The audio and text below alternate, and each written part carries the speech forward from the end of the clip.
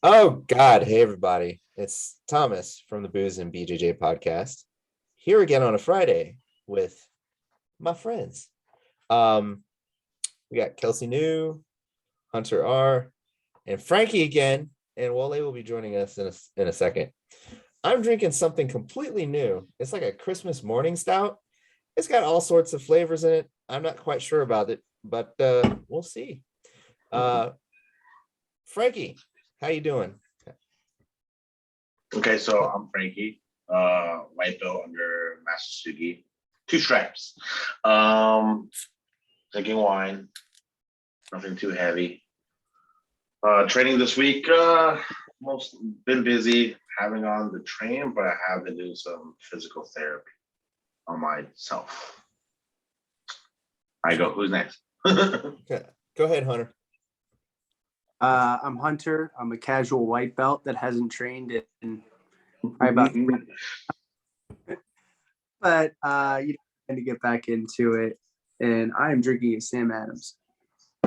And for those who don't know, Hunter has a heavy wrestling background. Like he's one of the toughest SOBs that I've ever squared off against. I'm undercover, happy. Undercover white belt. He's an undercover white belt, and I'm happy that we're friends. Because if he was ever pissed at me, I would just curl up and let him kick my butt. Kelsi, our guest Hey of honor. guys. Yes, my name is Kelsi New. I am a blue belt, three stripes. I started over at Pentagon MMA under Master Sugi. Due to military, I had to move to Tennessee, so now I train at Team Oxendine under Casey Oxendine. I've been training for probably about 5 or 6 years in jiu-jitsu, been training about 5 years in Muay Thai, and then I'm also an amateur MMA fighter. Oh, and I'm drinking hard seltzer. And so we do these Avid calendars every year. And so this one's a wine Avid calendar. So also we'll be drinking today's wine, which I believe it's called Winter White Chardonnay. Nice. That's awesome. Actually, this stout is pretty good. I'm not really a fan of coffee flavors, but this works. Hey, Wole is late. Hey. Your introduction. Yo, 50 burpees, bro. Hi, I'm Wole. You all know me. It's your boy Wole, you know. Yeah, I mean, I am here. I don't know. How'd your week of training go? Oh, okay, yeah, that. Let's see. How did it go? It went okay. Kind of bummed because I missed the 2 open mat sessions. But yeah, I think it went well. So regular week of training. Did I see you at No Gi Tuesday? Mm-hmm.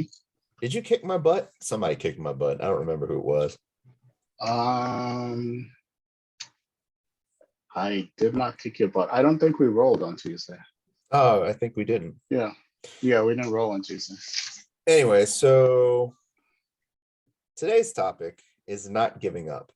And, that's a wide range of things. But one thing that I've consistently heard while I've been training jiu-jitsu is that often it's not who's better, it's who's left. And meaning the people who usually make it to the higher ranks of the sport never give up. And there's instances where that can be a very grueling thing. Like there's instances where giving up seems to be like, the way to go, but a lot of people, push through it, whether it be injury, life, or whatever. Now, the reason why I asked Kelsi to come on and why I thought this topic was good for her was because Kelsi, like she said in her introduction, I think she said in her introduction anyways, not only does she do BJJ, but she also does Muay Thai, and she's had some MMA fights as well as Muay Thai fights under her belt. So, Kelsi, tell us a little about your transition from like BJJ and or Muay Thai to MMA. So I just started off in BJJ. I had a little bit of background with it, with the Army Combatives program. And I said, hey, this is cool. I want to do this outside of it. So I started training jiu-jitsu at Pentagon MMA. And then from there, I would see like the Muay Thai classes going on, like Frankie and all of them. And MMA has always interested me. So I'm like, I don't have a stand-up though. So I was like, let me try this Muay Thai thing. And I started training there. And then when I moved to Tennessee, I joined an MMA gym. And I kind of had like my jujitsu and my Muay Thai, but I didn't have like the full complete MMA because there's like that weird like gray area in between that's so different, like cage fighting, lifts, constantly going. So this gym helped me put it all together. Because when I got there, I'm like, yeah, I want to fight MMA. And Casey Oxnine was like, great, let's go spar. And I got worked because I didn't know that in between. And so I'm like, hey, I think I need you to teach me all this before I actually try to get in there. And so he did. But it's been a fun transition. It's each sport's so different. So it's always fun to compete in either one. I still compete in BJJ, and like you said, I fight Muay Thai, I fight MMA. I kind of just take what I can get because being a small female is really difficult to find fights, and I just want to stay active right now. Gotcha. Have you Hey, ever? Kelsi.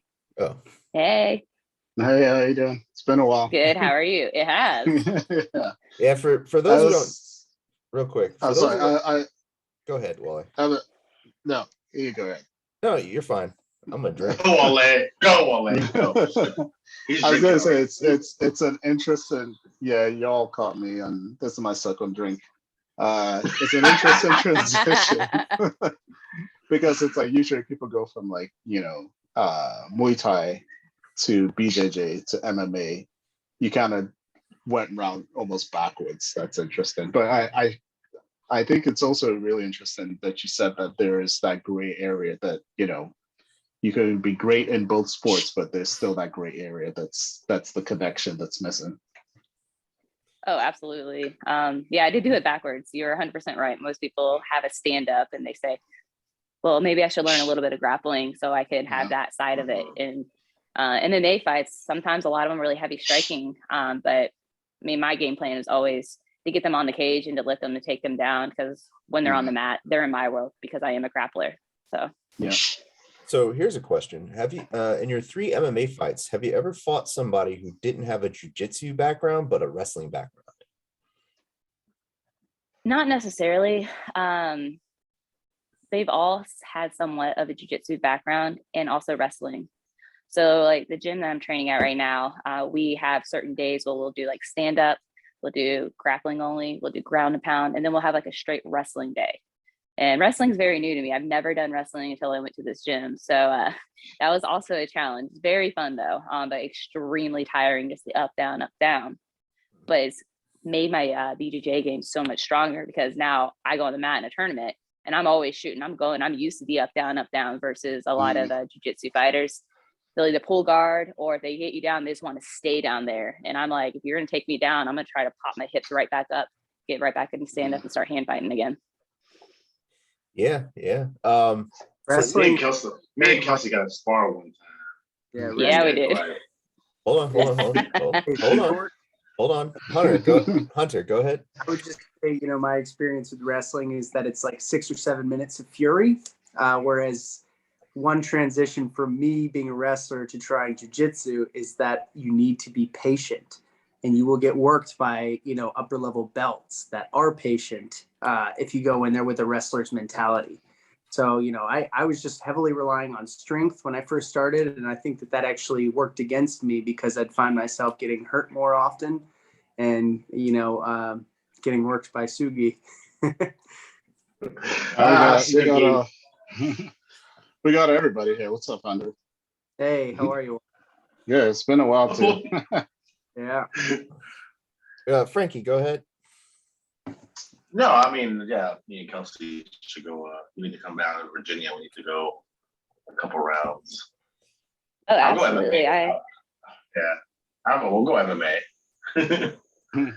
So, real quick, for those who don't know, whenever I usually tell a story about a wrestler who handed me my butt a few times and really kind of, I actually avoided this particular wrestler a couple times on the mat, and that wrestler is actually Hunter, because he's just so strong, like when he's grappling, that as an older guy, it kind of scared me a little bit. I was like, whoa, like bruh, this is kind of intense, but it was good. Like, it was a good experience. It was something that I felt like I had to experience, like something I had to go through, just Hey, sorry, Hunter, weren't you teaching high school wrestling.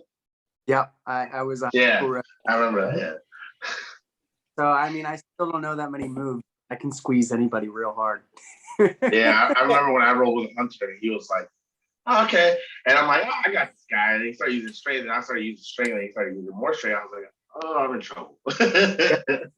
Levels. There's different Yeah. levels. So Kelsi was actually one of the smaller folks on the mat when she trained at Pentagon. And I was always very careful with her because at the time, at one point, I think I was over 115 pounds heavier than her. Because you were like 115 and I was at 245 at one point. Yeah. Yeah. So I was like very careful with how I was moving and falling and stuff. But I was also a little bit worried for her and Katie and like some of the other smaller folks, because we would have new guys who came in who were very snappy and very strong and would I was worried they would manhandle them and get them to quit. But to her credit, Kelsi never quit. So Kelsi is the dog, man. Beast. Yeah. She was actually a little bit of a mild inspiration for me, because I was figuring if she can handle it, my old big ass could too. So that was actually Aww. it And made she was also very nice about like beating people Yeah. up too. yeah. She's a assassin. She'll like kill you with kindness and then choke you out. Yeah. Yeah. I remember when she first came into Muay Thai, and I'm like, oh, I'm gonna eat her up. Nope. No way in hell. She's so fast. I'm like, crap. Yeah, her and Kelsi and Katie Miller were two people that would always like catch me in an arm bar somehow. And with Kelsi, one time I was like, what the hell am I doing? So I just stood up and picked her up with me. And she's like hanging on my arm, like looking around like, what the hell did you just do? And it was funny, but I felt bad. I was like, oh man, like this isn't right. I tell that story all the time, especially at my new gym. Especially when I go with bigger guys. They're like, is it okay if you go with a bigger guy? I'm like, yo, you don't understand. Like I'm always going with bigger people. I was like, but this one guy at my old gym, I finally caught him in an arm bar and it was deep. And he just starts looking at me and laughing. And I'm like, what? And he just stands up and then just bicep curls me. And I just like here and I'm just like going straight. And I'm like, what? And Sugi was laughing, everyone was laughing, and you're just like, I just didn't want to be armbarred, and I knew I was bigger than you. Have you guys seen the video of Paige Van Zant going to a bunch of military generals and choking this guy out? I did. Just it's so funny because she's doing it. Yeah. You hit someone right. That's all it takes. She does it and she lets the dude go. And she's so small that she can't even flip the guy over. So like I don't know the higher range have to come and pull him off, like get him like come to and stuff like that. Oh yeah, no, that was funny because I think I distinctly remember like hearing her in that video being like, okay, like if it's getting close, just tap. And me being in the Army, I also know like all this guy's mentality. And I'm sure he was an infantry guy. And so he just never tapped. And next thing you know, because it's a blood choke. Blood chokes literally take 2.5 seconds for you just lights out. And I was just dying laughing. So talking about choking out on with the topic today, there was this one time I was at Pentagon. I was rolling around, and I guess there's 8 to 5 seconds, and this guy's got me in a choke. I don't even know. I don't remember what it was. But all I remember was everything was going brown, and all I hear is Sugi's voice in the background saying, "Don't tap," but like very faint, and I'm like, "Don't tap," and then the time goes, like, and I'm like, and I'm like, what the hell just happened? I'm like, oh shit, I'm on top of a guy. Okay, we're good. Sugi's like, don't tap. I'm like, oh no. As everything like Master Sugi. But everything, it was creepy because it was like light to brown. Hold on one second. Hunter, go ahead. Well, I was just curious if everybody here has been blood choked out, because I had a very similar experience. And the first time it happened, it felt like I was in a video game that was glitching. And it's when I was trying to pass Jacob's guard, and he had a baseball choke on me, and I was like, why is he letting me pass so easily? And the next, like literally 3 seconds later, the room was just like glitching.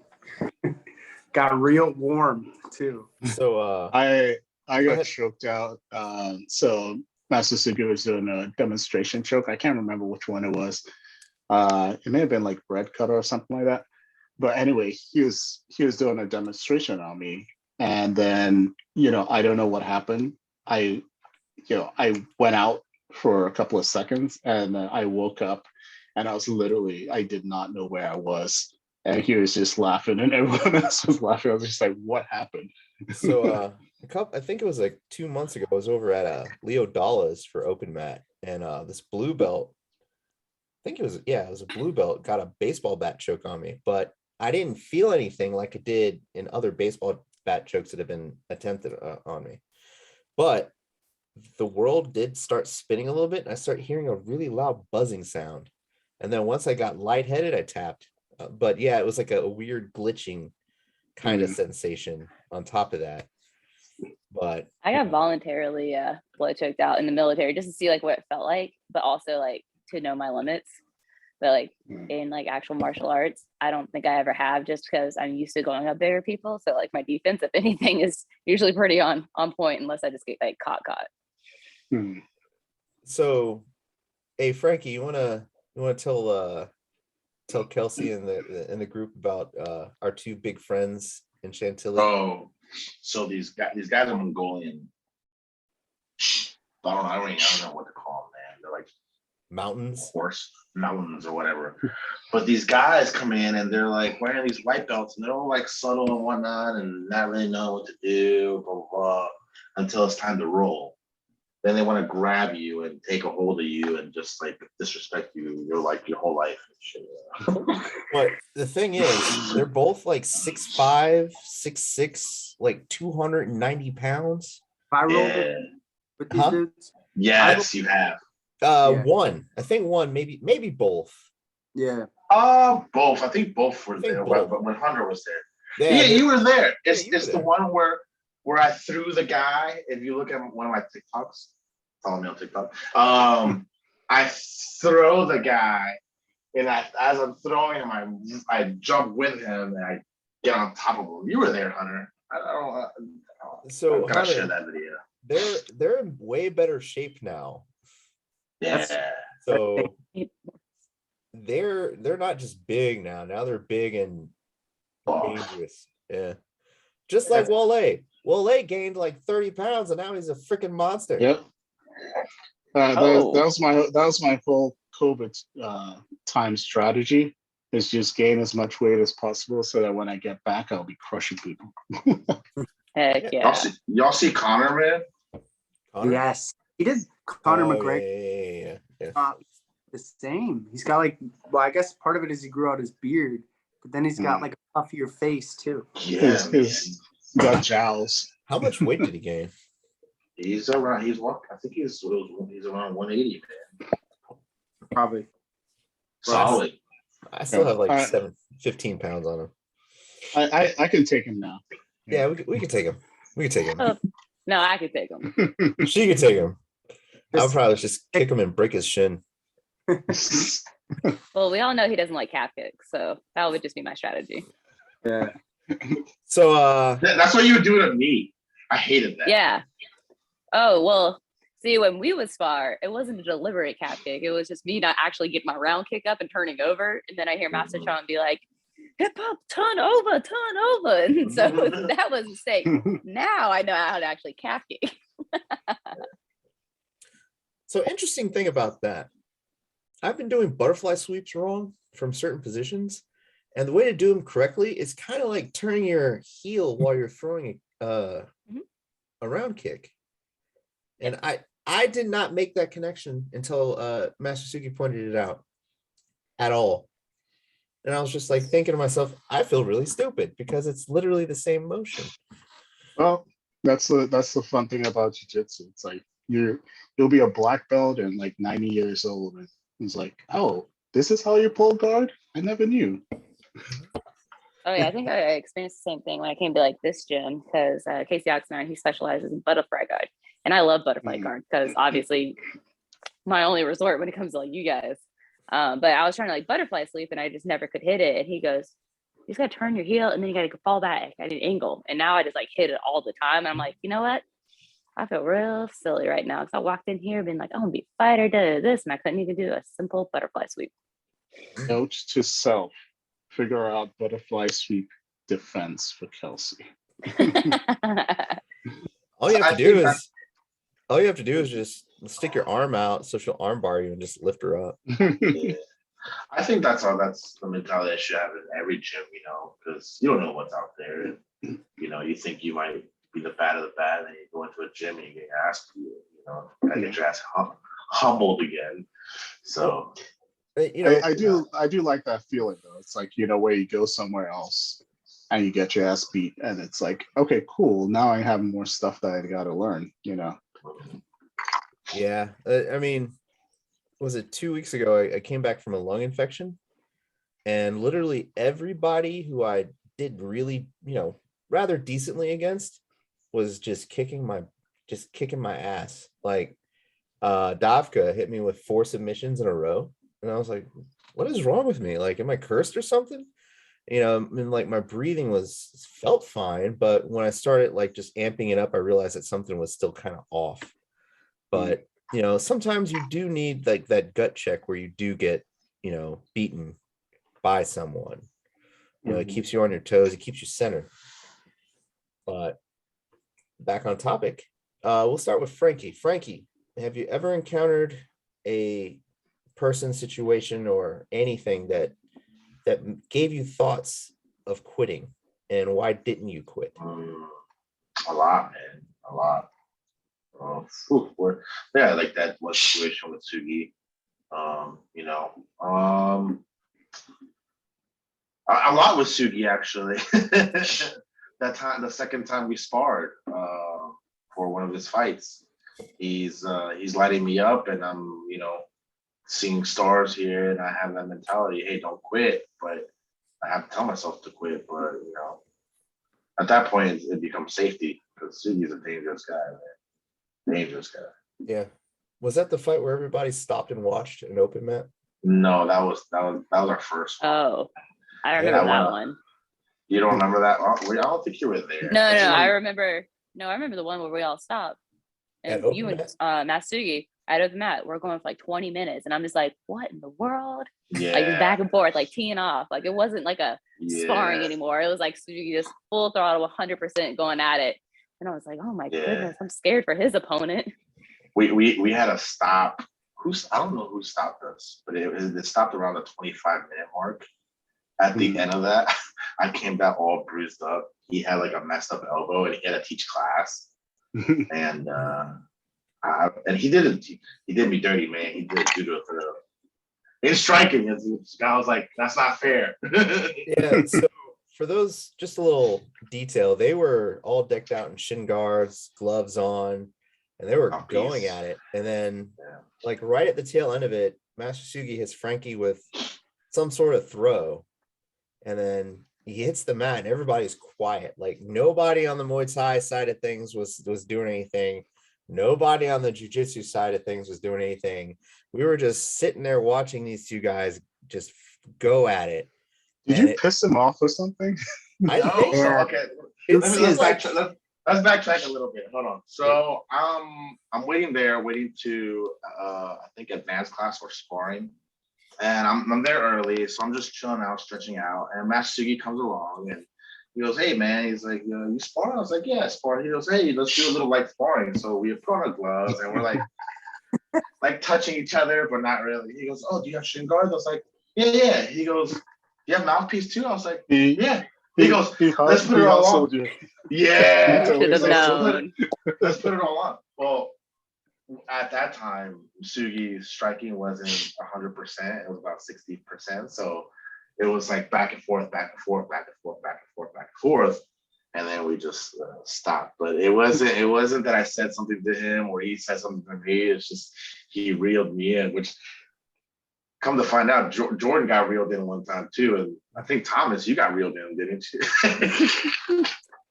Yeah, he reeled me in one time. Yo, he reeled me in too, but luckily he did. Yeah, because he was like, it was also right before his MMA fight. He was like, "Oh, how tall are you? How much do you weigh?" And I guess I was about the same size as his opponent. He's like, "Yeah, come on, let's spar." But luckily, he only went for like maybe, I don't know, 5 minutes or so, and most of that was me trying to block my face and try and escape. Yeah, no, this was a 25-minute straight round. Well, hold on, Hunter, go ahead. Yeah, I sparred with Nazar one time because he was getting ready for the fight, and he was like, "Yeah, the guys are wrestlers." So we wrestled for a little while, and he's like, "The gloves on," and so I got the gloves on and beat the shit out of him. Yeah, so Nazar, he's from the Ukraine, and he had a wrestling background and a boxing background. Like, he's a really good boxer, but no Muay Thai. I remember Nazar coming in, man. He always had a polo and had it like his collar popped up, like very gangster like, right? Then he disappeared for a little bit, came back, and just started doing Muay Thai. And he's really good, man. That dude is like, and when he trains hard. He got married, I think. That's what. Yeah. I give Nazar credit because when I first started, when I was like super out of shape and heavily asthmatic and yada yada, he could have whooped my ass and he didn't. Yeah, like he went really smooth with me. So I think I went against him a couple of times, but it kind of makes me think that like, oh, when you spar with someone and they're going light, it kind of makes me think like, what, you think I'm not good enough, man? Come on, go hard, let's go. me and Nazar amped it up like twice, and I feared for my life. I was just like, oh God, no. Frankie, thank you for your answer. Wole, your turn. So at some point life made me quit. So I was when I started doing jiu-jitsu, white belt and all of that, I was doing it for maybe about, I want to say for about 2 years, and then life got in the way. I got, work. It's real easy to quit. It's because work got in the way. I was like, oh, I can't go to class today. I'll go tomorrow. That turned into about a year off, close to a year off. And then one day I was just like, you know what? You need to go back, even if it's for like open mat, or even if it's for half an hour. And that got me back onto, the road to continuing. But yeah, that made me quit life. And also losing a lot of competitions almost made me quit too. Because it's just kind of like, I got it in my head that it kind of messed with my mind that I wasn't winning any competitions and everyone else was winning all these medals and all that stuff. So I got in my head for a bit, and that also almost made me quit. But at the same time, it's I had to step back and think like, hey, everybody's journey is kind of different, and everybody reaches a certain point at different points in their jiu-jitsu or martial arts career, and it's just was taking me longer. Yeah, that's perfectly good answer. Hunter, your turn. So I've actually thought about this before, because I'm definitely not a quitter. I haven't given up on jiu-jitsu, but I have given up on competing as a white belt, and I'm taking a hard stance on that because I've like lost I lost a lot of confidence because I haven't been promoted yet, and I've competed in 4 different tournaments, 6 different divisions, and I've won every single one of them without losing. So I felt that my work speaks for itself. I started wrestling when I was 8 years old, and I felt that if I wasn't going to get promoted, that I would take time and focus on my career.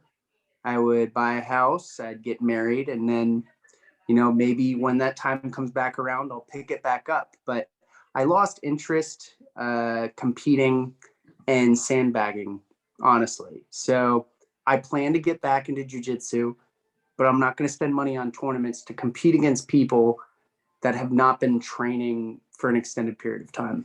And that's Right. it. Yeah. And, you know, I can attest to that because I cornered you for at least one of those competitions and you steamrolled everybody. Didn't you come Like number one in forgot what that post was that you put on the group chat. You're like number one. Yeah, if you look at Grappling Industries, I'm like the number 5 white belt in the country. Yeah. I think That's something not to laugh about, dude. I see that, like, yes, I get that my technique is a little rough. It's a little rough around the edges. And yes, I'll get worked by like purple belts and above. But you can't tell me that I'm not a top 20 percentile blue belt. Yeah. That's why I don't compete with white belts anymore. I just don't.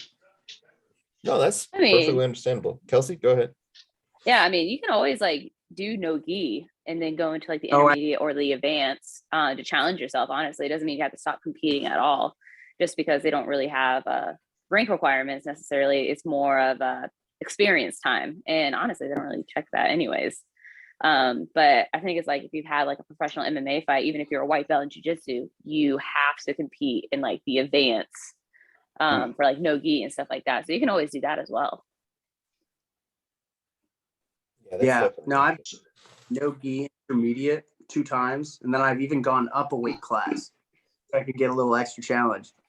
And and at that point now where it's like, and I've won like brackets that have like 20 plus people, so I know I'm not a scrub. I know I'm not like ducking anybody.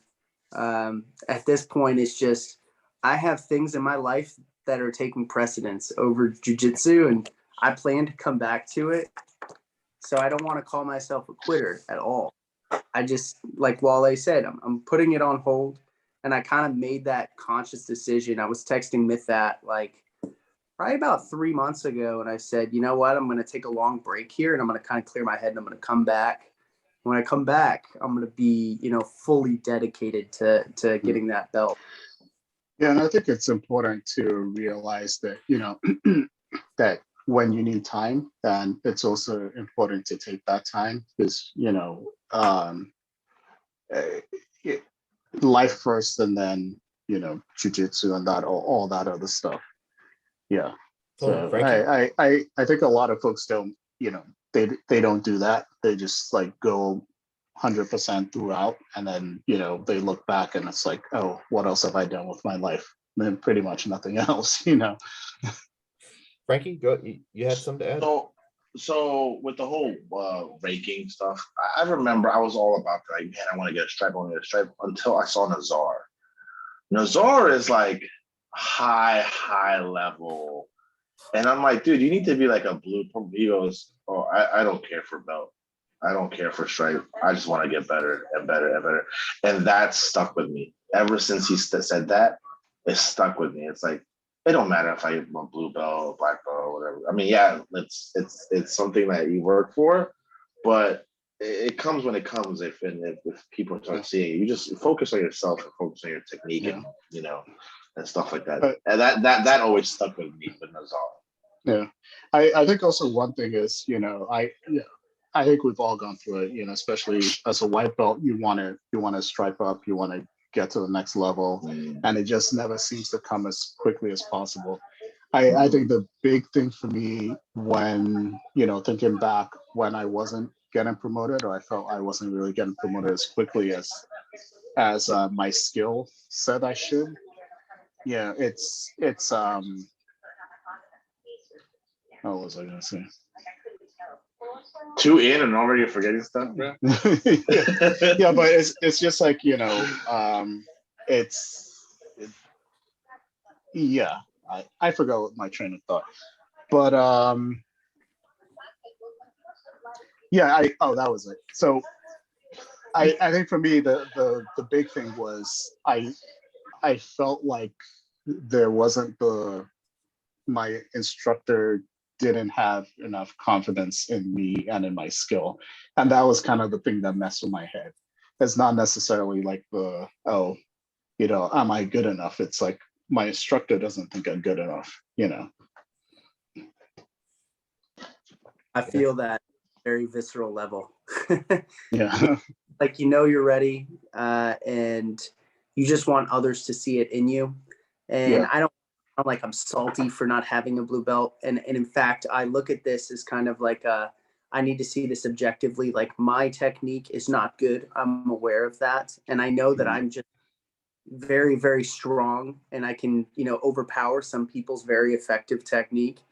And so I do need to be aware of that, because you can't take strength late into your 50s and 60s and still practice good jujitsu. It just doesn't happen. So I do need to like kind of settle down, focus on my technique. But at the same time, like I said, I'm taking a hiatus from competition until I feel that I'm at a spot where, I can belt up and comfortably compete. Yeah. So Yeah, I think I'm hold on one second. Little yeah, story time. Hunter had been gone for a while, I guess for work or something.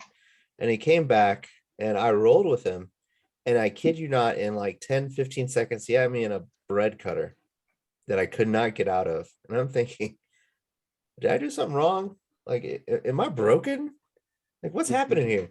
And I tapped. I was like, I couldn't get out of it. And that's something that I actually enjoy with Hunter, because he's like a severe challenge.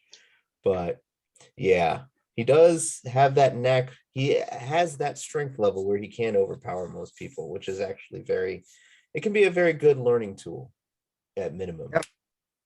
They do say if you want to work on your technique, go up against somebody strong. Yes, yes, very much so. I do remember before one of your competitions, you asked me to slap you. And I did. To get you charged up.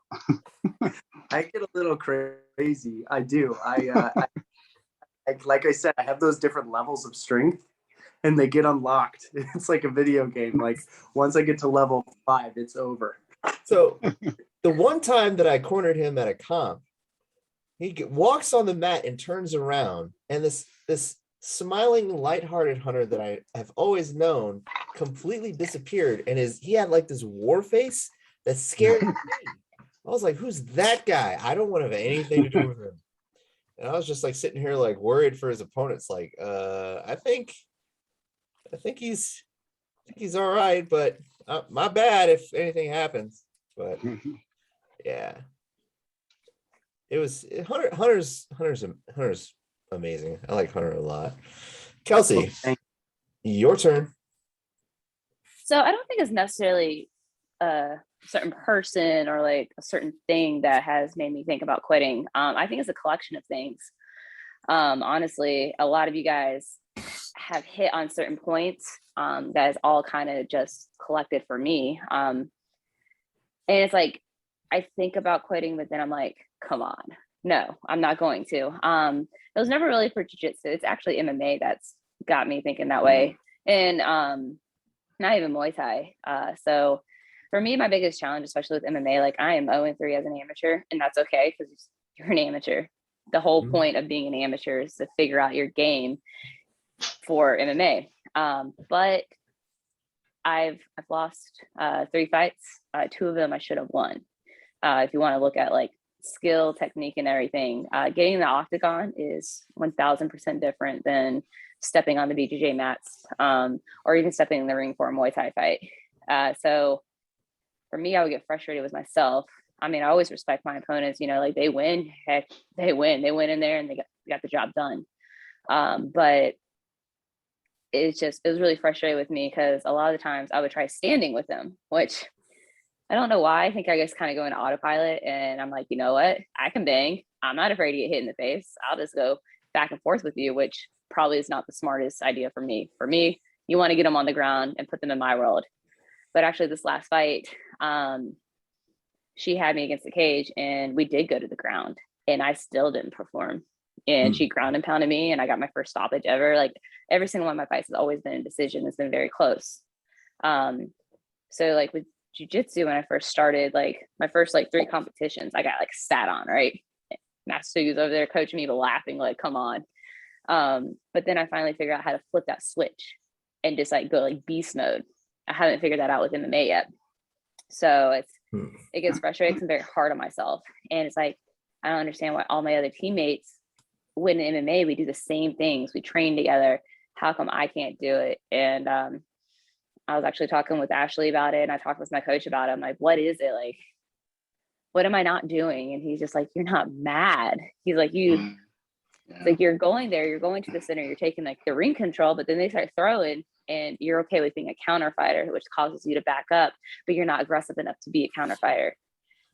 So I've hit a lot of those road blocks just because after every single fight, I go home and I sit down. I'm like, is this really for me? Like, am I really like an MMA fighter? Maybe this dream that I've always had, maybe it's just not for me. Because I'm very strong in jiu-jitsu. After my last 3, I've always won double gold in jiu-jitsu competitions. I was like, maybe I'm just a grappler, and I kind of have to shake myself in a sense. I'm like, no, like, this is your dream.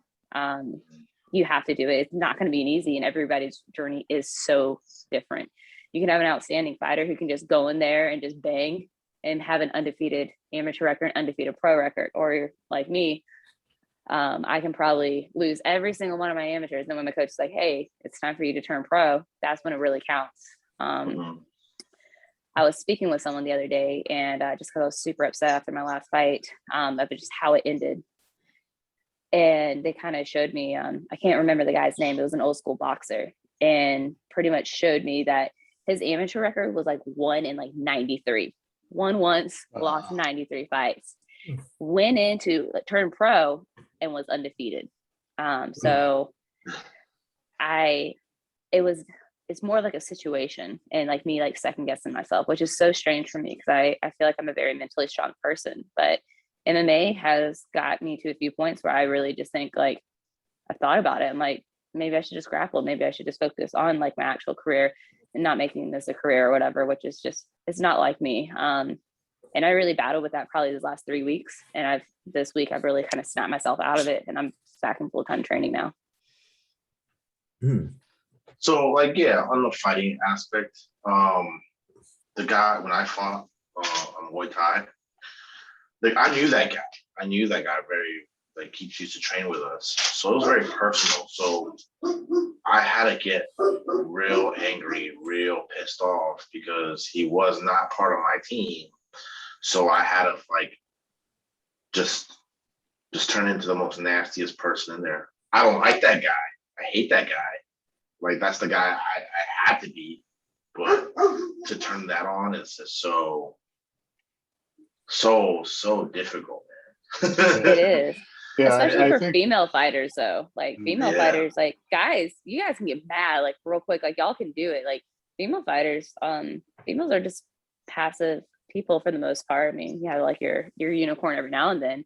So it does take a lot for us to like get in there and just really flip the switch and be like, I'm gonna take your head off real quickly. I'm gonna hug you and shake your hand at the end of the fight. So I'm trying to figure it out. I haven't figured it out yet for MMA specifically. And then my last Muay Thai fight, I lost, but I should have won that one. I broke the girl's nose. Let's just go there. I think it's. Go ahead, Wally.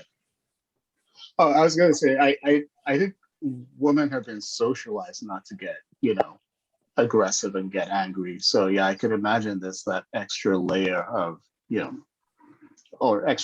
making it harder to flip the switch. I think, like, same thing. Well, I mean, not same as MMA, but like competitions, when I do jiu-jitsu competitions and stuff like that, I also find it really hard to flip that switch and go super aggressive. And because I think, especially as an older guy, I know I'm not gonna become like an MMA superstar or anything. So I'm just training to have fun and going to competitions to have fun and see where my skill level is at. So that kind of makes it a little bit harder for me to kind of flip that switch. And I also don't want to hurt the other person, and I don't want to go home hurt. So yeah, that whole flipping the switch to become more aggressive, that's a hard thing to do. It is, Yeah. but honestly, it is the same thing with BJJ. It's just a different, it's just a different martial art. It took me 3 tournaments for me to be able to flip the switch for BJJ, and then I went to like IBJJF and I started like hitting that circuit hard. I was going to grappling industry circuit, new breed. I was literally just throwing myself almost. I mean, I don't know if you guys remember. It seemed like I was constantly always training for a tournament, but that's what I had to do. And then when I broke my first arm is when like the flipping of the switch just stayed, and I just haven't gotten there yet for MMA. Yeah, I forgot about that. You did break somebody's arm. I did. It was a nasty feeling, but it was super cool too. I was like, heck yeah. So Kelsi, like in the mentality of getting, once again, like I said, it's a person that you don't want to be, but you have to be. Like I don't know if you've seen like these guys in the UFC, like there's one where like Nate Diaz and Conor McGregor, right?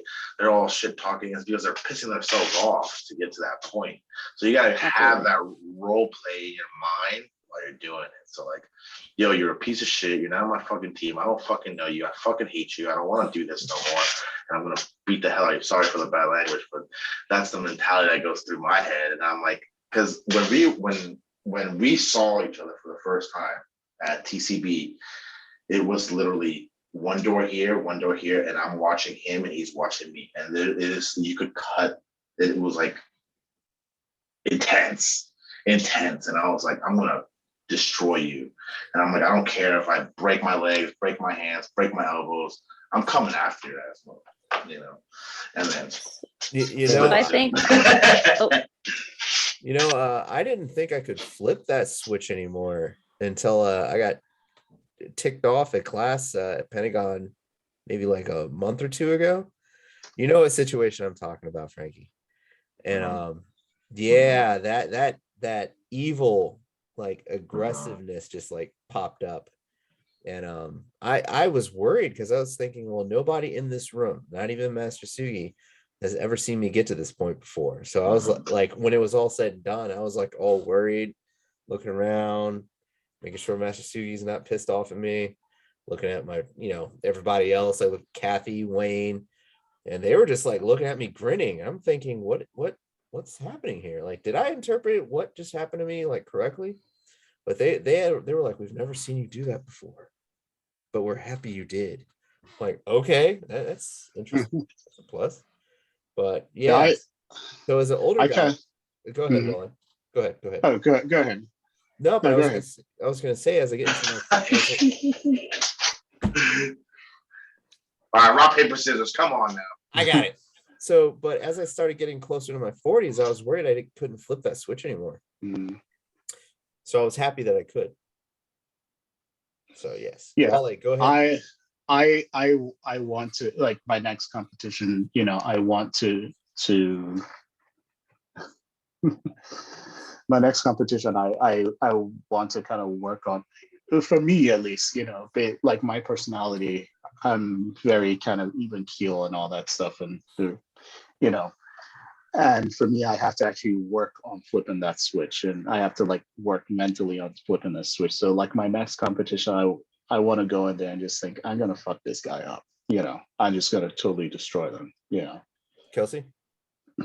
So I've gone back to jiu-jitsu tournaments. I have like 2 tournaments that are coming up now. Strictly because after that last fight, my coach was like, you need to go back to your roots.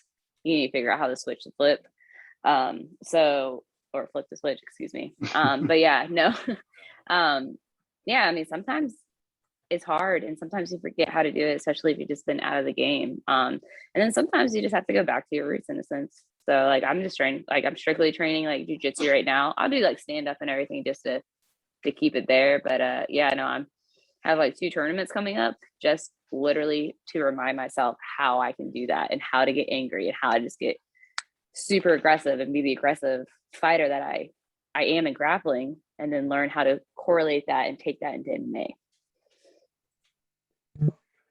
Cool. Real quick, how's everybody doing on their drink? Let's see them. Mine's gone. Ice. Oh, Frankie, question. Yes, is sir. that Jesus Yes, behind you? Yeah. Jesus, what? What? On the wall. Parkour. Yeah, dude, you like noticing everything. Yeah, I think that's I don't know. Oh, I see now. Yeah, I saw it. I didn't draw. Why are you Sorry. looking behind him? Well, it's a little. No, I mean it just came up in the background. I was like, Jesus is back there, you know. Is that your drawing? No, I don't draw. I don't do that kind of stuff. I break things. So, real quick, folks, this Christmas morning stout, this is some potent stuff, and it's also very tasty. I don't think I can finish this because I have an errand to do after this, and I'm already like kind of gone. So, yeah. So, what's everybody's training this upcoming week like? Kelsi? go ahead, Kelsi. Go ahead. Oh, this upcoming Yes. week? So really depends if I can get out of work on time, but typically I do like team fight training Okay. from like 4 to 5 every single day but Wednesdays. And then Tuesdays I teach women's jiu-jitsu, like women's only jiu-jitsu, and then I'll roll into gi jiu-jitsu. Wednesdays is just kickboxing. And so my school is not necessarily so much like Muay Thai. Like I came in there like hardcore, obviously like Muay Thai, and my coach kind of had to teach me. So he does more like Dutch kickboxing.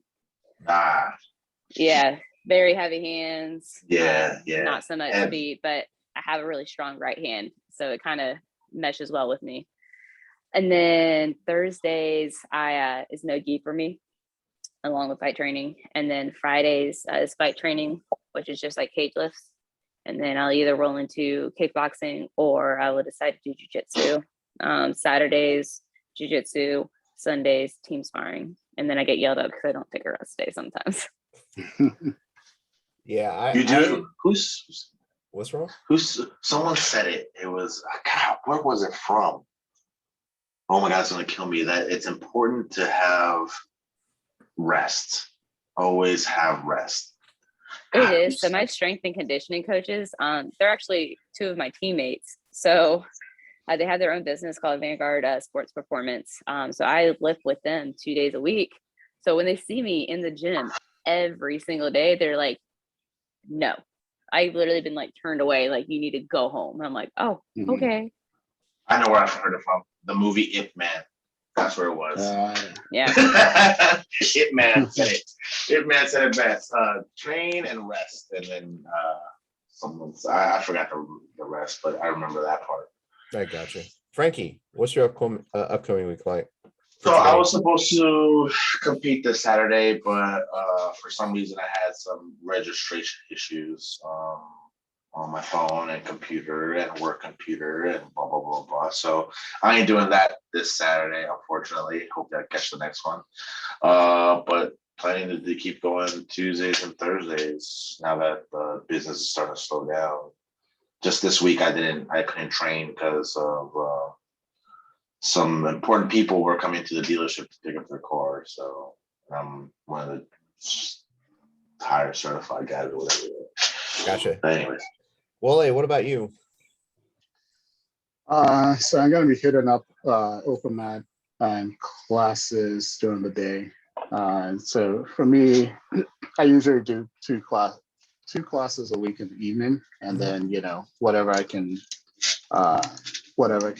get done during the week during the afternoon. So I'm probably gonna. There's a place close by to me. I'm probably gonna do a judo class, some afternoon BJJ classes, and then like evening classes and maybe a couple of no-gi. So it's going to be a mix of stuff. So try to make that my regular schedule. Cool. I look forward to getting squished by you at some point this week. Hunter, when am I going to see you again? I don't know. I need to pick a gym first. Thursday. I'm in Alexandria. Chantilly's probably for me. Yeah.